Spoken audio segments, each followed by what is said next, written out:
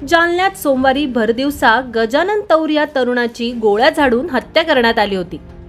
शहरातील मंठा चौफुली भागामध्ये झालेल्या गोळीबारात विविध गुन्ह्यात आरोपी असलेल्या गजानन तौर यांचा जागीच मृत्यू झाला। गजानन तौरवर झालेल्या गोळीबारानंतर शहरामध्ये तणावाचं वातावरण निर्माण झालं होतं। दरम्यान काल मंगळवारी त्यांच्यावर जालन्यातील रामतीर्थ स्मशानभूमीतून अंत्यसंस्कार करण्यात आले। अंत्यसंस्काराच्या ठिकाणी उभी राहायला जागा नसल्यामुळे अनेकांना भिंतीवर उभं राहून अंत्यदर्शन घ्यावं लागलं।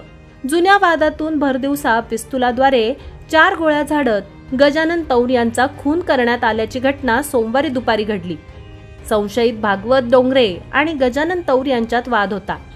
यावरूनच भागवत डोंगरे यांनी तौर यांचा खून केल्याचं पोलीस सूत्रांनी माहिती दिली आहे। डोंगरे याने लक्ष्मण गोरे, टायगर, राहुल ताटी तामुलवार यांच्या मदतीने गजानन तौर याचा खून करण्याचा प्लॅन केला असल्याची माहिती पोलीस सूत्रांनी दिली आहे।